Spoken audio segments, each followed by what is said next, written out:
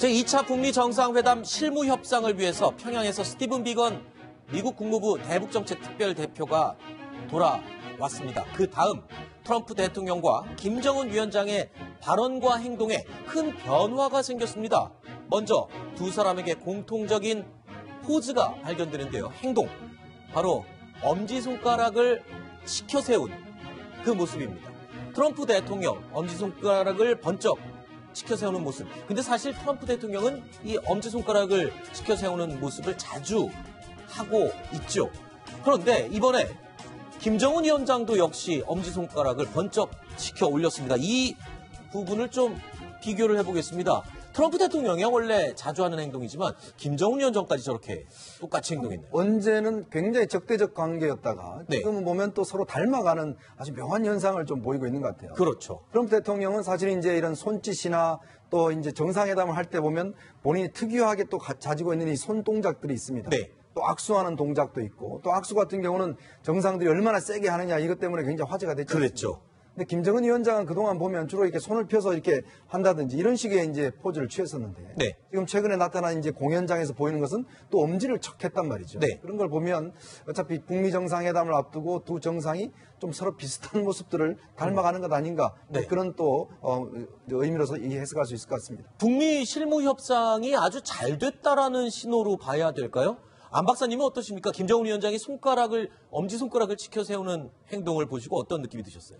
네, 아마 잘 됐고 뭔가 좀 합의에 도달할 수 있는 자신감을 얻은 게 아닌가. 아하. 그리고 그래서 이제 군인들을 향해서 이렇게 이제 엄지손가락을 들어 보이는데 이것은 여러분이 아직은 최고다. 아하. 그래서 이제 군으로부터 어떻게 보면 도전받을 수 있고 비난받을 수 있는 걸 이제 회피하려는 제스처일 수 있습니다. 네. 이번에 이제 건군절 71주년이면 이제 꽃꽂이는 해도 아닌데 저렇게 군인들에게 극진히 해주고 인민무력성을 방문하고 오고 꺾어지는 해라는 게 무슨 해를 말씀하세요? 아까 75, 80, 아하. 90 이렇게 북한은 그 꽃꽂이는 종주년을 대단히 좋아하는데 네네. 이번은 71주년인데 지난해 이제 크게 했는데 올해도 이제 무력성을 방문하고 또 네, 군인들을 알겠습니다. 자기 별관에 불러서 하다 보니까 또 김정은 위원장은 이번에 이제 언론에 공개된 게 그 말하자면 이명수 전 총참모장을 조선인민군 최고사령부 부사령관으로 또 거칭을 했습니다. 여기서 뭔가 이제 군에 맡기고 나는 당과 국제적인 지도자가 되겠다. 이런 걸 암시한 대로부터 뭔가 자신감은 얻은 것 같습니다. 네. 금년도 1월 1일 날 신년사 할 때도 네. 그 김정은 그 집무실을 갖다가 트럼프 대통령 집무실하고 거의 유사하게 만들어 놓고 네. 또 집무실에 노동당기나 인공기가 없었는데 그렇죠. 그것도 미국의 성적이라는 걸 북한과 비슷하게 참여해서 그런데 따라했죠. 네. 지금 좀 현재 김정은 위원장이 아까 인민군의 행사를 보면서 그 뒤에 노동당기가 있지 않습니까? 네.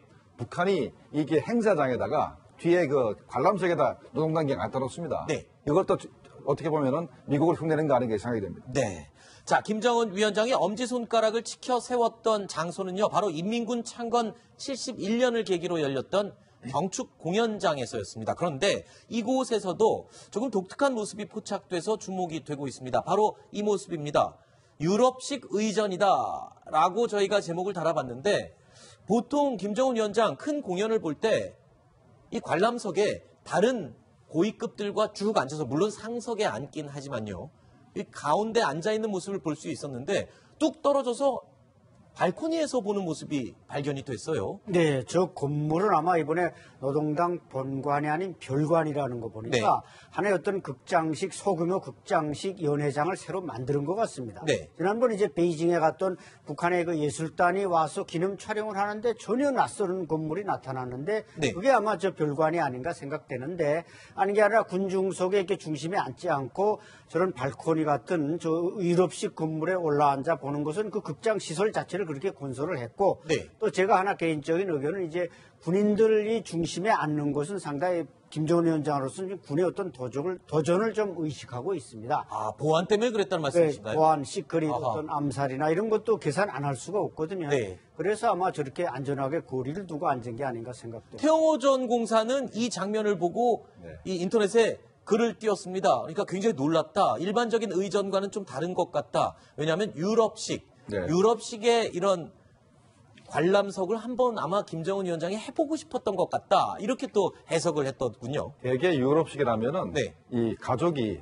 이 오페라 하우스 같은 이런데 네. 좌측이나 우측에 조그마한 공간에 그 유럽식이지 아, 그래요? 저렇게 2층을 독채로 다 내가지고 네. 혼자서 이렇게 가족하고 같이 보는 건 유럽식이 아닙니다. 제가 볼 때는 저 건물이 지을 때부터 처음부터 아하. 2층에다가 김정은 위원장 자리를 만들어놨어요, 처음부터. 네. 그렇기 때문에 저기서 이렇게 볼 수 없는 것 같고 또 하나는 제가 볼 때는 하여튼 그 김정은을 일반 그 국민들, 인민들하고는 차원이 다른 더 높은 곳에서. 우상화의 일환이 아니겠나 이 생각을 합니다. 알겠습니다. 뭐 김정은 위원장의 신변 잡기에 대해서 최근에 저희가 짚어본 적은 없었는데요. 여러 가지 의미가 있는 몇 가지가 있어서 하나 더 살펴보도록 하겠습니다. 미국과 북한은 비핵화 협상을 놓고 치열하게 수싸움을 지금 벌이고 있는데 이런 와중에요. 북한에 들여오지 말아야 할 물건이 한 가지 더 들어온 것이 포착돼서 지금 관심을 끌고 있습니다. 바로 사진에 보시는 이 의전 차량입니다. 의전 차량. 이 고급 사치품에 속하기 때문에 유엔 제재에도 해당되는 금수 품목 아니겠습니까? 근데 이게 지금 포착이 됐어요. 평소에 타던 벤츠 차량과 다른 차량이잖아요. 지금. 네, 다를 듯 하면서도 또 비슷하기도 하고 헷갈릴 수 있는데, 지난번에 타던 건 이제 2016년형 S600 풀만 가든이고, 이거는 이제 2018년형이랍니다. 그러니까 최근에 생산한 거죠.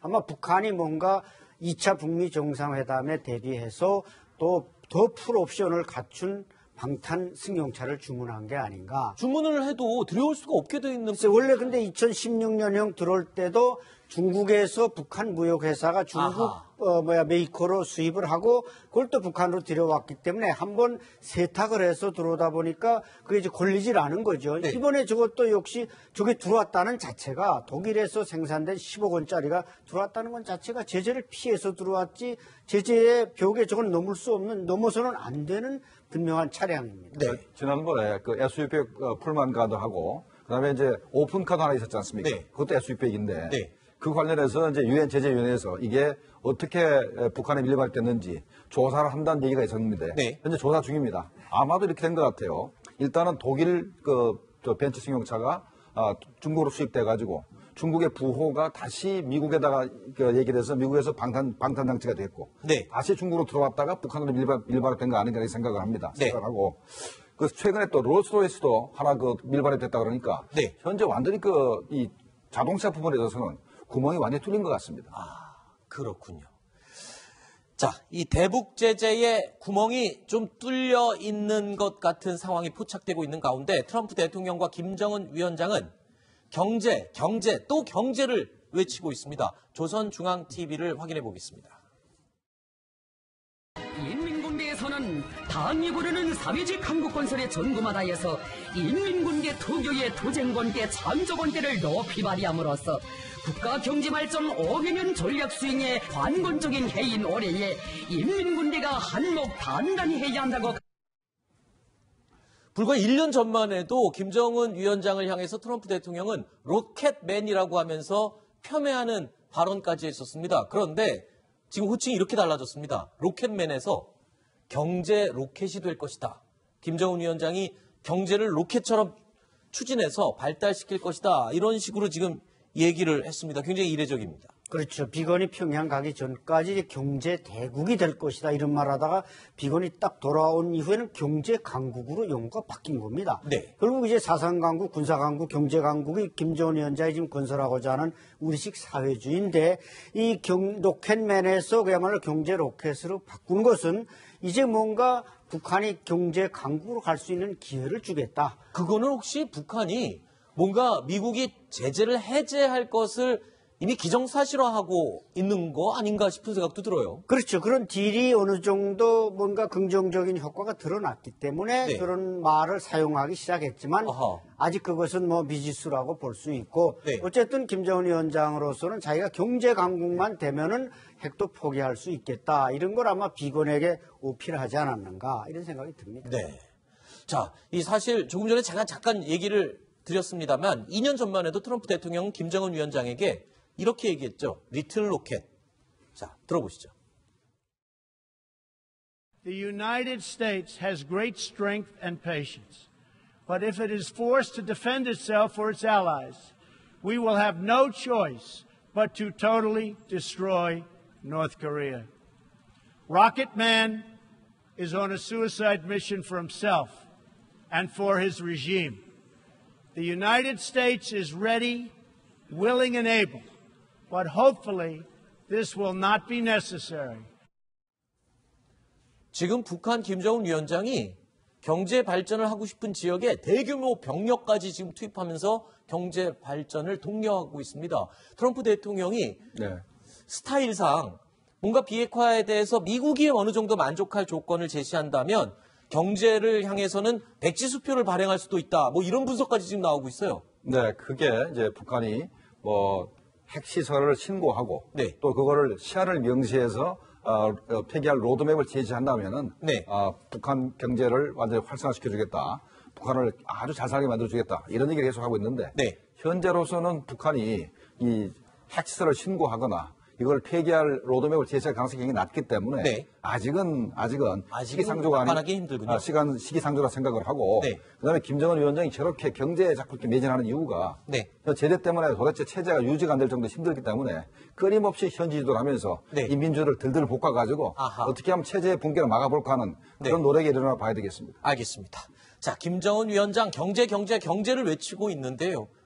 이 트럼프 대통령과의 실무 협상 도대체 얼마나 진전이 잘 된 건지 이제 27일, 28일이면 확인할 수 있을 것 같습니다. 다음 순위로 이어가 보겠습니다. 이분들과 함께 하겠습니다.